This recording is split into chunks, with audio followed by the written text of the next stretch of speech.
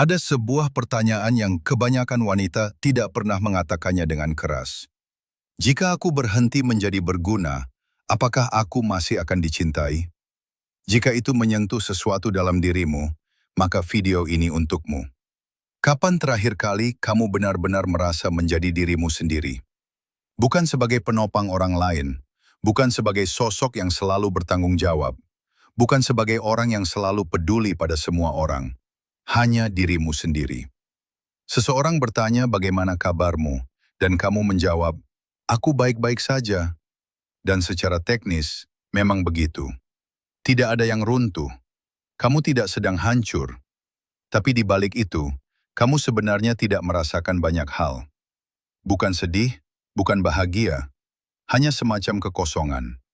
Yang paling sulit adalah, kamu bahkan tidak merasa diizinkan untuk mengakuinya. Karena kamu punya orang-orang yang peduli padamu, dan kamu melakukan apa yang seharusnya kamu lakukan. Jadi, apalagi yang bisa dikeluhkan? Tanpa sadar, kamu menyerap aturan-aturan yang tidak pernah benar-benar diucapkan. Menjadi orang yang menjaga semuanya tetap berjalan, tapi jangan membuat orang lain tidak nyaman. Punya standar, tapi jangan terlalu berlebihan.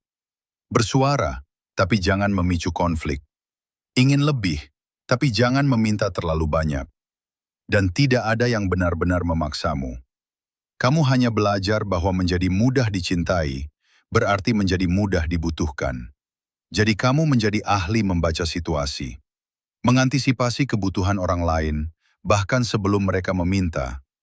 Menyesuaikan diri agar tidak ada yang perlu mengatakan apapun. Dan itu berhasil. Orang-orang mempercayaimu. Mereka mengandalkanmu.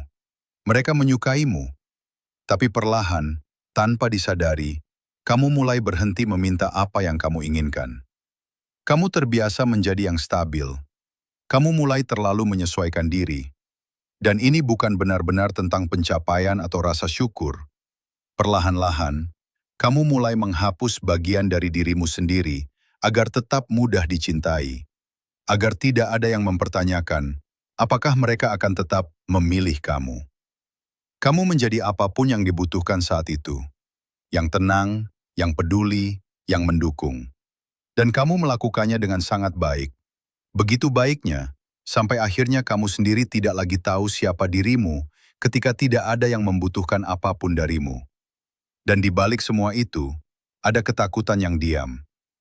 Jika aku berhenti menjadi berguna, apakah aku masih akan dicintai?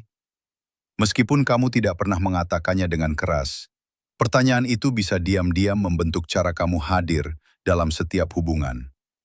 Menariknya, kita juga pernah membahas bagaimana banyak pria merasakan kekosongan yang mirip. Di permukaan terlihat berbeda. Pria sering kehilangan diri dalam pencapaian, ketegaran, atau peran sebagai pemberi nafkah. Wanita sering kehilangan diri dalam menjadi sosok yang dibutuhkan, menjadi mudah, dan memastikan semua orang baik-baik saja. Jalan yang berbeda, tapi hasilnya sama, perlahan menghilang. Ketakutan yang sama di akar terdalam. Apakah aku masih cukup jika aku tidak berguna? Lalu datang nasihat yang biasa, self-care.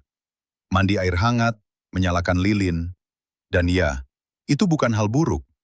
Tapi self-care mengasumsikan bahwa masih ada diri yang utuh untuk dirawat. Jika identitasmu dibangun di atas kebutuhan orang lain, mandi tidak akan menyelesaikan itu. Lilin juga tidak akan menyelesaikannya. Karena masalah sebenarnya bukan stres, tapi menghilang. Jadi tanyakan pada dirimu, jika kamu berhenti melakukan semuanya untuk orang lain besok, apa yang sebenarnya akan terjadi? Apakah semuanya akan runtuh? Atau justru orang lain akhirnya mulai bertanggung jawab? Kadang kelelahan bukan karena hidup terlalu berat, tapi karena kamu memikul lebih dari seharusnya. Karena takut dengan apa artinya jika kamu tidak melakukannya. Saat kamu tidak benar-benar tahu siapa dirimu di luar peranmu, kamu mulai mencari hal-hal yang membuatmu merasa dibutuhkan. Perfeksionisme, people-pleasing, produktivitas tanpa henti, scrolling tanpa akhir sampai kamu terlalu lelah untuk berpikir. Itu memberi ilusi sibuk, berguna, bahkan terkendali. Tapi itu tidak memberi identitas yang nyata. Siapa dirimu saat kamu tidak sedang berperan? Jalan kembali mungkin bukan rutinitas baru, bukan aplikasi kebiasaan, bukan ritual pagi yang ketat. Mungkin jauh lebih sederhana dari itu. Dimulai dari satu momen jujur.